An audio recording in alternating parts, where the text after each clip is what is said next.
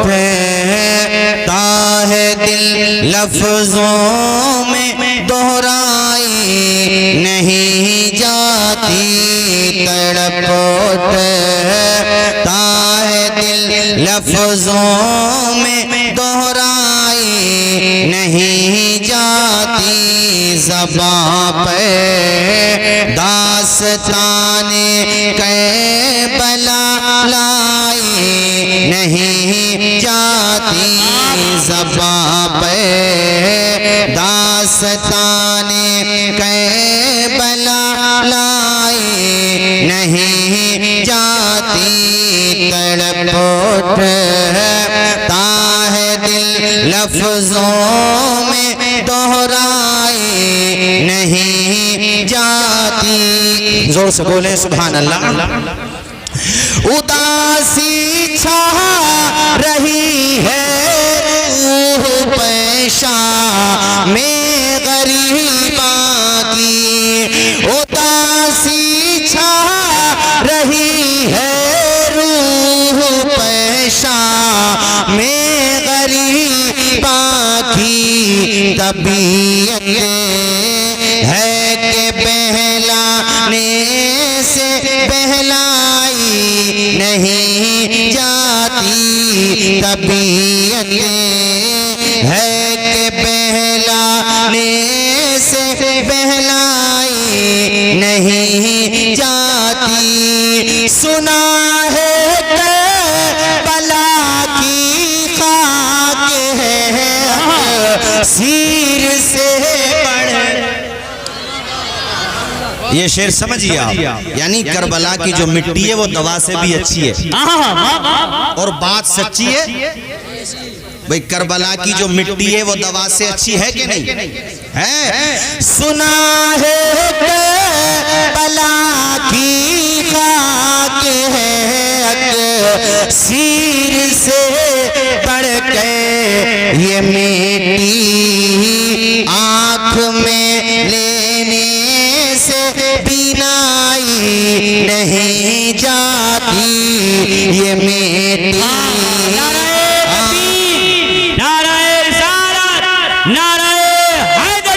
ہر صحابی نبی جنتی جنتی ہر صحابی نبی.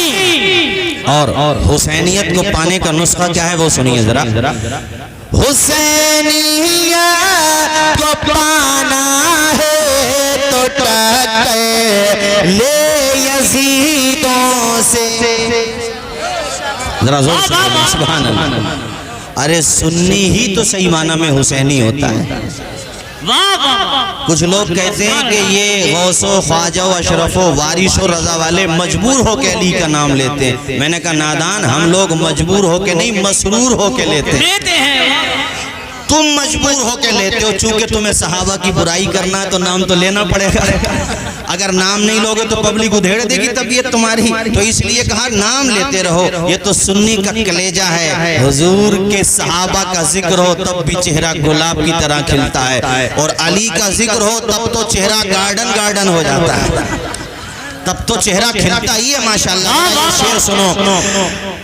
حسینیت کو پانا ہے تو ٹکر لے یزیدوں سے یہ وہ منزل ہے جو لفظوں میں سمجھائی نہیں جاتی. ہر صحابی نبی جنتی جنتی ہر صحابی نبی. جب علی کا نام آیا کرے تو پھر مچل کے بولا کرو نعرہ حیدری. ایسے نہیں, زور سے بولو, سنی والے لہجے میں بولو یا علی, اور زور سے بولو یا علی.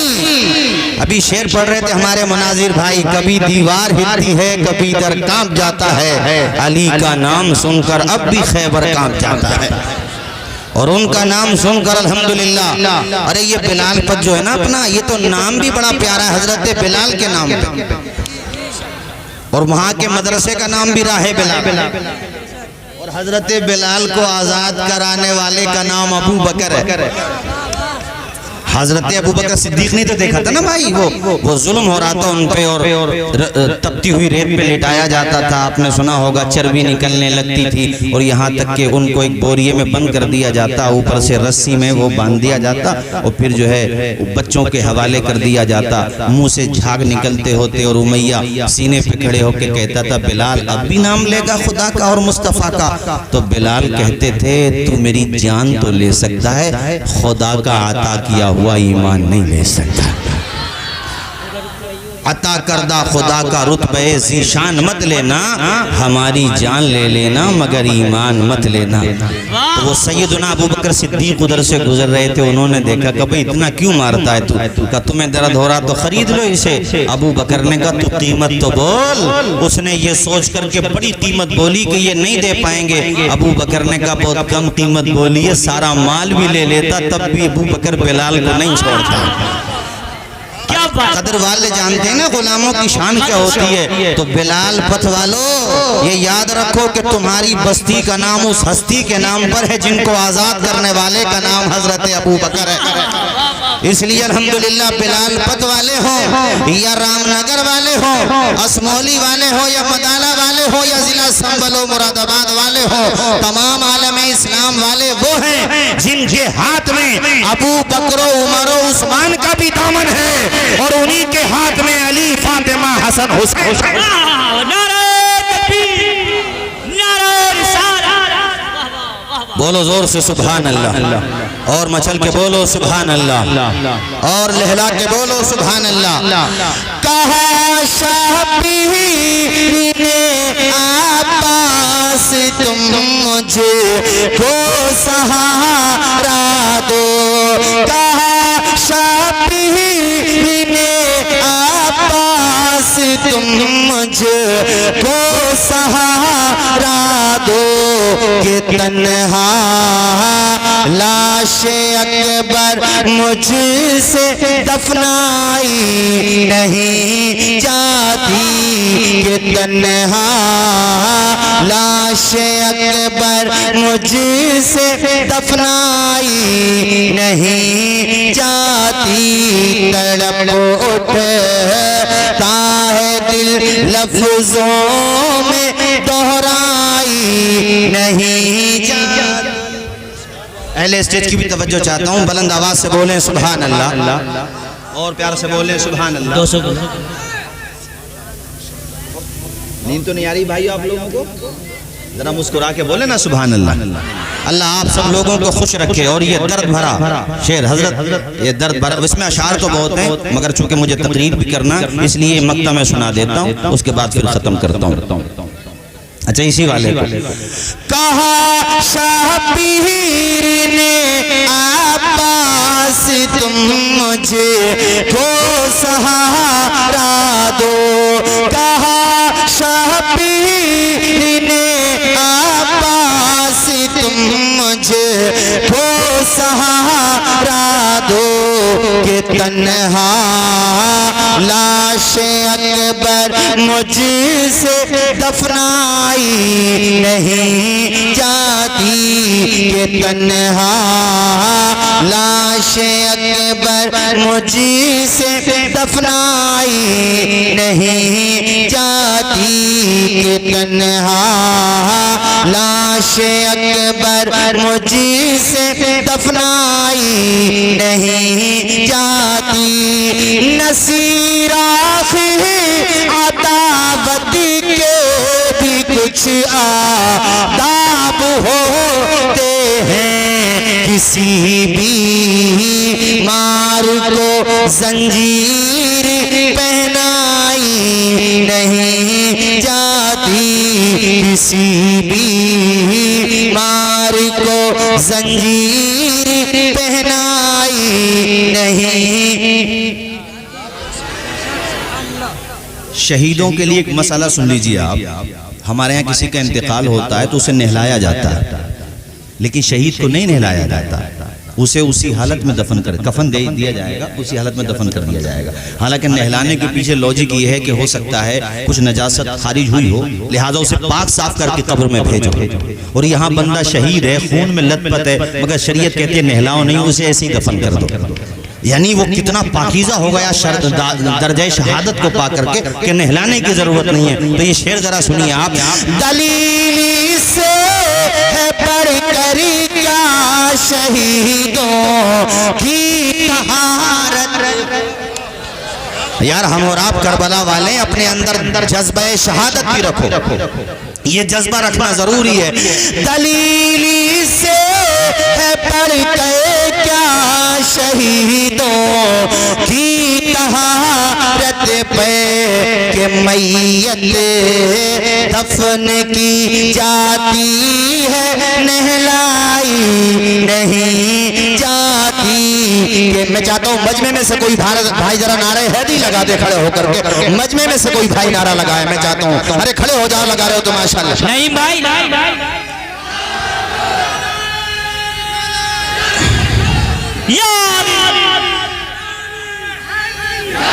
اللہ خوش رکھے بھئی آپ سب لوگوں کو, اللہ خوش رکھے. اب ذرا جھوم کے درود شریف پڑھو, پھر میں بڑی پیاری حدیث شریف سناتا ہوں. بولو زور سے یا رسول اللہ, اور زور سے پڑھیں درود شریف ایک مرتبہ صلی اللہ علیہ نبی وآلہ صلی اللہ علیہ وسلم. حدیث شریف سنانے سے پہلے ذرا یہ میں بات بتا دوں آپ کو کہ دیکھیے حضور کو صرف جاندار نہیں پہچانتے تھے, بے جان بھی پہچانتے تھے. اور جانداروں میں صرف انسان ہی نہیں پہچانتے تھے, بے زبان بھی پہچانتے تھے.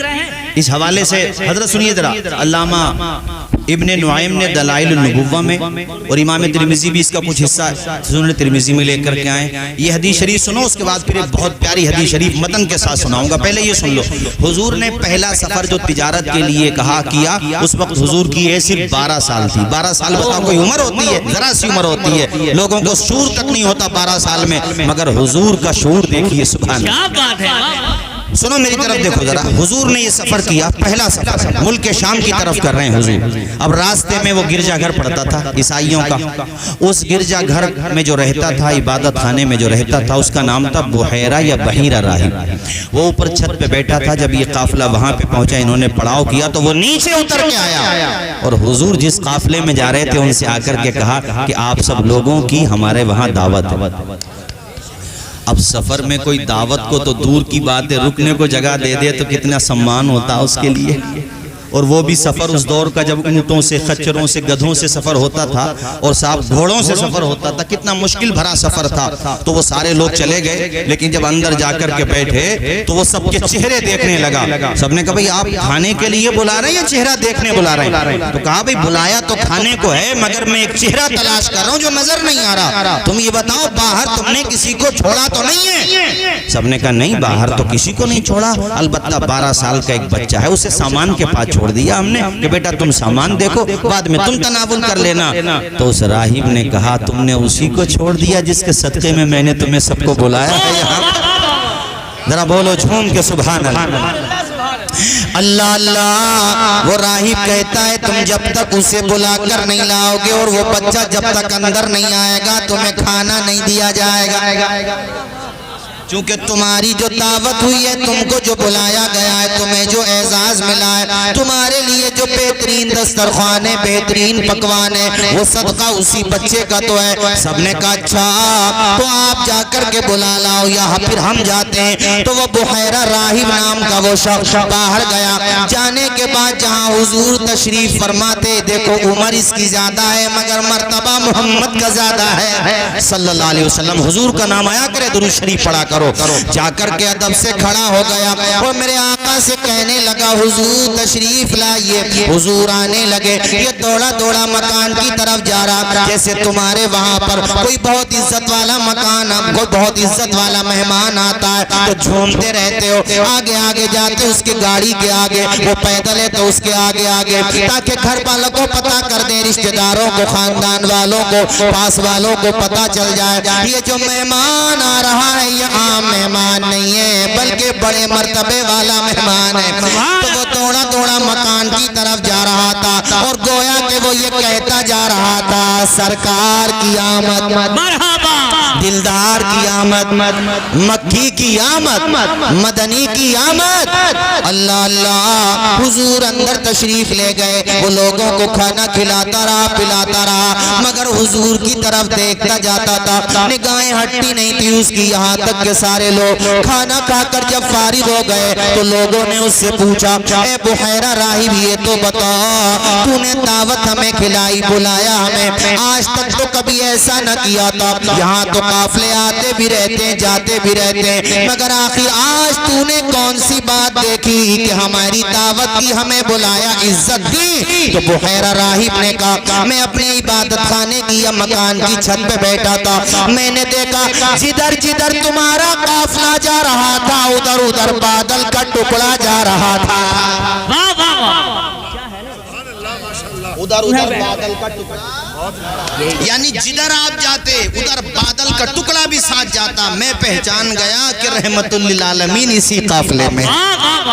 میں نے اپنی کتابوں میں ان کی علامتیں پڑھ رکھی ہیں، اور اسی لیے دیکھو میں نے تمہیں کھانا بھی نہیں کھلایا، پھر حضور کے پاس آیا، سنو میری طرف آئے ہے، حضور کو اوپر بٹھایا، خود نیچے بیٹھ گیا اور کہتا حضور میں آپ سے چند سوال کرنا چاہتا ہوں، آپ جواب دیں۔ 12 سال کے بچے سے بوڑھا سوال کر رہا ہے اور بچہ جواب دے رہا ہے، وہ پوچھتا جاتا ہے حضور جواب دیتے جاتے ہیں۔ اس نے کہا حضور یہ بتائیں آپ سوتے ہیں تو سونے کی حالت کیا ہوتی ہے؟ اللہ کے پیغمبر نے فرمایا جب میں آرام کرتا ہوں تو میری آنکھیں آرام کرتی ہیں، دل تو میرا بیداری رہتا ہے۔ اللہ اکبر کبیرہ۔ پھر اس نے ایک بات اور پوچھی، کئی باتیں پوچھتا رہا، اس نے کہا اچھا یہ بتاؤ اس بچے کے ساتھ اس کے گھر والوں میں کون آیا ہے جس کے ساتھ یہ بچہ آیا ہے؟ تو حضور کے چچا جناب ابو طالب نے کہا میں آیا ہوں۔ تو آپ نے پوچھا کون ہو آپ، اس کے یہ بچہ کون ہے تمہارا؟ تو انہوں نے کہا یہ بچہ میرا بیٹا ہے۔ جب بیٹے کا لفظ کہا سنو قاری ریحان صاحب، تو اس راہب نے کہا یہ ہو ہی نہیں سکتا کہ تم اس کے باپ ہو، یہ تمہارا بیٹا ہو۔ انہوں نے کہا کیوں نہیں ہو سکتا وجہ، وہ بھی جاننا چاہ رہے تھے آخر اس کو تعجب کیوں ہے؟ تو وہ کہتا اس لیے کہ ہماری کتابوں کے انوسار، ہماری کتابوں کے مطابق ساری نشانیاں پائی جائیں اور ایک نشانی نہ پائی جائے، یہ کیسے ہو سکتا ہے؟ ہماری کتابوں میں لکھا ہے آخری نبی جدھر سے گزرے گا بادل کا ٹکڑا ساتھ جائے گا، درختوں کے پاس جائے گا، درخت چھپ چھپ کر کے سلام پیش کریں گے، وہ ساری نشانیاں دیکھ چکا۔ ہماری ہی کتابوں میں یہ بھی لکھا ہوا ہے کہ جب وہ پیدا ہوگا تو اس کے باپ کا سایہ اٹھ چکا ہوگا، اس لحاظ سے آپ اس کے باپ نہیں ہو سکتے۔ تو جناب ابو طالب نے کہا کہ قد صدقتا، اور راہب تو نے سچ کہا، میں اس کا چچا ہوں، یہ میرا بھتیجا ہے، اس کے باپ کا انتقال ہو چکا ہے۔ اللہ اکبر کبیرہ، حضور کی نشانیاں دیکھتا جا رہا، اس کے بعد کہتا جناب ابو طالب آپ سے میری عرض ہے کہ اس کو واپس لے جائیں، چونکہ یہ آخری نبی ہیں۔ عظمتوں کا چراغ دیکھو حضور کی رفتوں کو دیکھو کہ 12 سال کا یہ بچہ بڑے بڑوں کی بولتی بند کر دیتا تھا، اور کیوں نہ کرتا، یہ رحمت للعالمین ہے۔ بولیے زور سے بولیے سبحان اللہ۔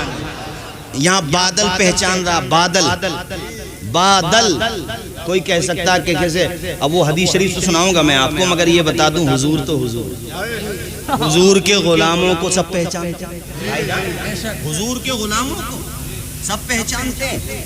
میں حدیث شریف سناؤں تمہیں، مشکات شریف بابن فی الکرامات میں، اور یہ حدیث شریف کی کتاب ہر جگہ پڑھائی جاتی ہے، اس میں حدیث شریف ہے کہ حضور کے غلام نام سفینہ، بولیے نا مدینہ، بروزن مدینہ یعنی کہ سفینہ، کتنا پیارا پڑھو، کتنا پیارا نام ہے، آئے ہائے ہائے۔ اب یہ سفینہ کشتی میں بیٹھ کر جا رہے تھے، کشتی ٹوٹ گئی، اور کشتی ٹوٹی تو تختے اختے بھی ادھر ادھر ہو گئے، وہ ایک تختے کے سہارے سے منزل تک پہنچے، مگر آبادی میں نہیں، بن میں پہنچ گئے۔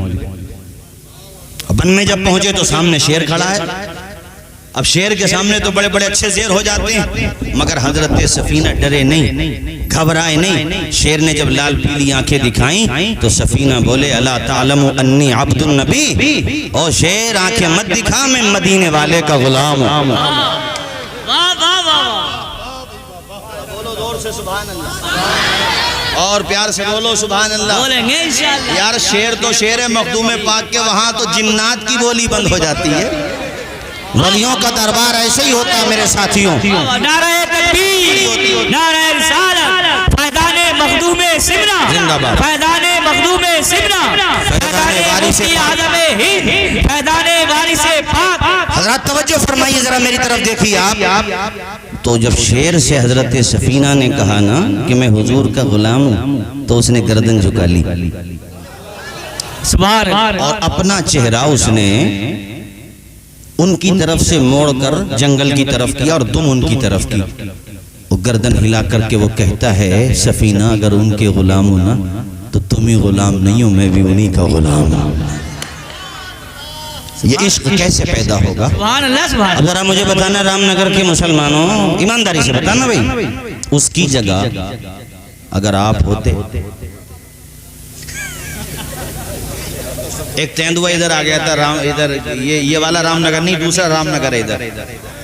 ارے بھائی تھوڑی دیر خاموش رہو بھائی پانی وانی بند کرو ابھی محبت رسول کا جام پی رہے ہیں یہ لوگ. جی جی جی پینے دو انہیں جام پینے دو. قاری ریحان کمالی صاحب میں یہ کہہ رہا ہوں اگر آپ ہوتے ہی نا ہاں ایک بات کہہ رہا ہوں عام بات کہہ رہا ہوں باقی تو الحمدللہ ہم علی شیر خدا کے غلام ہیں. بات یہ ماشاءاللہ مجھے بڑی خوشی ہوئی آپ کے جملے سے. ارے وہ شیر ہے تو ہم بھی شیر خدا کے غلام ہیں.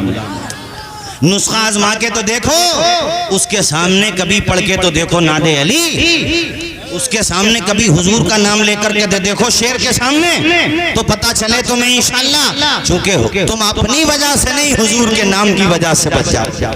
نبی کا جو غلام ہے اسے کسی کا ڈر نہیں نہ اس کو فکر قبر ہے اور حشر کا خطر نہیں.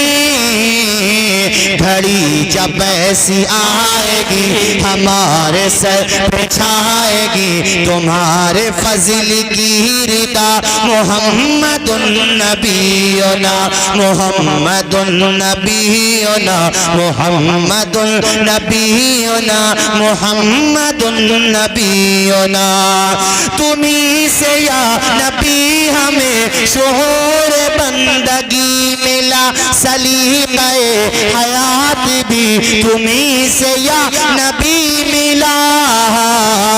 صحابی نبی ملے حسن ملے علی ملے شہید کربلا. بولو محمد النبینا محمد النبینا محمد النبینا محمد النبینا. سبحان میں نے آپ کو یہ بتایا کہ حضور کو سب پہچانتے ہیں. بولیے زور سے پہچانتے ہیں پوچھا بولیے پہچانتے کہ نہیں حضور. اب آؤ میں تمہیں بڑی پیاری حدیث شریف سناؤں. مشکات شریف پیج نمبر 536 بابن فی المعجزات کی بہت پیاری حدیث شریف.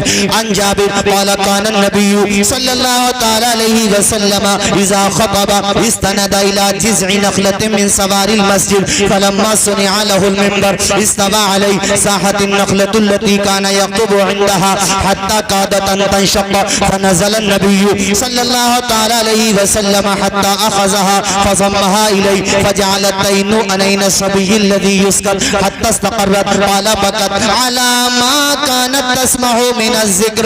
رواہ البخاری. پورا مجمع میرے نبی کی حدیث کے نام پہ لب کھولے ہاتھوں کو اٹھا کے بولے سبحان سبحان. بھائیو نیند تو نہیں آ رہی ہے؟ ارے ماشاءاللہ اللہ خوش رکھے مگر میں اس لیے پوچھ رہا ہوں کہ کہیں جھونکا ووکا نہ آ جائے. اللہ خوش رکھے بھئی آپ سب لوگوں کو رام نگر والوں دل خوش کر دیا آپ نے. بہت محبت سے سن لے. سنو بھائیو یہ تو میں نے تمہیں سنایا ایک حدیث میں اور آیا. بہت تیاری کریے کمالی صاحب. اچھا یہ حدیث کا ترجمہ سنانے سے پہلے کمال الدین دمیری نے حیات الحیوان میں ایک حدیث اور لکھی ہے. وہ یہ ہے کہ ایک شکاری نے ہرنی کو قید کر لیا. پڑھا ہوگا آپ نے. اب وہ ہرنی جو تھی ماں بھی تھی چھوٹے چھوٹے بچے تھے. ماں تو ماں ہے جانوروں میں ہو یا انسانوں میں. وہ کسی کا میں نے فیس بک پہ فوٹو دیکھا تھا کہ بیچاری ماں پاگل ہے تو اس نے کیا کام کیا اس نے اپنے ہاتھ میں ایک رسی باندھی. رسی ہے یا کپڑا ہے اور پھر اسی رسی کے دوسرے حصے سے اس نے اپنے بیٹے کی باؤں باندھ لی ہے. چونکہ بیچاری وہ پاگل ہے تو اسے ڈر یہ ہے کہ میرا بچہ مجھ سے کھو نہ جائے. اپنے سطر کا اسے نہیں پتا اپنی بھوک کا اسے نہیں پتا اپنی پیاس کا اسے نہیں پتا. جو پاگل ہے اس بیچاری کو اپنی عزت کا بھی نہیں پتا مگر پتا ہے تو جگر کے ٹکڑے کا پتا ہے. پتا پتہ ہے تو اپنے لخت جگر کا پتہ ہے، اپنے بیٹے کا پتہ ہے۔ یار منور رانا نے بھی قلم توڑ دیا۔ ایک شعر اس نے اتنا پیارا کہا ہے کہ میں تنہائیوں میں پڑھتا ہوں تو باخدا ممبر پہ کہہ رہا ہوں، کئی دفعہ میرے آنسو نکل جاتے ہیں۔ اس نے کہا تھا خدا نے یہ صفت دنیا کی ہر عورت کو بخشی ہے کہ ماں پاگل بھی ہو جائے تو بچے یاد رہے۔ یاد رہتے ہیں۔ ماں تو ایسی ہستی ہے، تم نے اپنے بوڑھے ماں باپ کی قدر ہی کہاں کی ہے میرے ساتھی ہو۔ کبھی آیا کرو، اسمولی سے آ گئے، ادھر سرسی محمود پور سے آئے ہو، ادھر سنبل سے آئے ہو، تو میرے ساتھی ہو اپنے بوڑھے ماں باپ کے تھوڑی دیر کے لیے قدم دبا دیا کرو۔ واری سے پاک سے محبت کا دعوت تبھی پورا ہوگا جب ماں باپ کی سیوا بھی کرو گے۔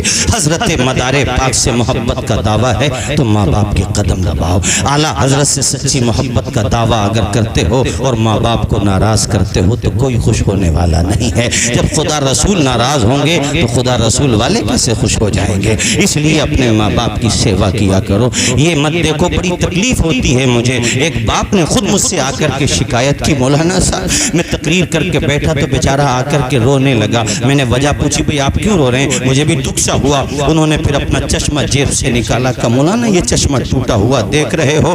کئی بیٹے، مجھے دھیان نہیں رہا 3 یا 5 بیٹے انہوں نے بتائے تھے، 4 یا 5۔ کہنے لگے 4-5 بیٹے ہیں، سب کو میں نے محنت سے کما کر کھلایا ہے، سب کے لیے میں نے راتوں کو کمائی کی ہے، راتوں کو محنتیں کی ہیں، سب سوتے تھے مگر میں اپنے بچوں کے مستقبل کے لیے جاگا کرتا تھا، اپنے بچوں کی بہتری کے لیے جاگا کرتا تھا۔ لیکن یہ چشمہ دیکھیے میرا ٹوٹا ہوا ہے، میرے بچوں میں سے ایک دوسرے پر ٹال دیتے ہیں۔ بڑا والا کہتا ہے چھوٹے سے آپ بنوا لیں، چھوٹا کہتا ہے بڑوں سے بنوا لو۔ ایسا مت کرو یار، تمہارے ماں باپ نے تمہارے ساتھ تو ایسا نہ کیا کہ ماں نے بڑے کو دودھ پلایا ہو، چھوٹے والے کو آشرم چھوڑ کر کے آ گئی ہو۔ بتاؤ کیا ماں نے بھی ایسا کیا تھا کہ ایک بیٹے کو کپڑے بنائے ہوں اور دوسرے کو ننگا ہی چھوڑ دیا ہو؟ جب ماں باپ نے بھید بھاؤ نہیں کیا تو تم ماں باپ کے ساتھ بھید بھاؤ کیوں کر رہے ہو؟ تم تو 10 مہینہ کھانا بھی کھلاتے ہو تو مہینے بانٹ لیتے ہو۔ مہینے اگر برکت کی نیت سے بانٹتے تاکہ ہم سب لوگ سعادت حاصل کریں تو بات دیگر ہے، مگر تم مجبوری میں یہ کام کر رہے ہو کہ 12 مہینے کا کھانا بھی ماں باپ کو نہیں کھلا پا رہے ہو۔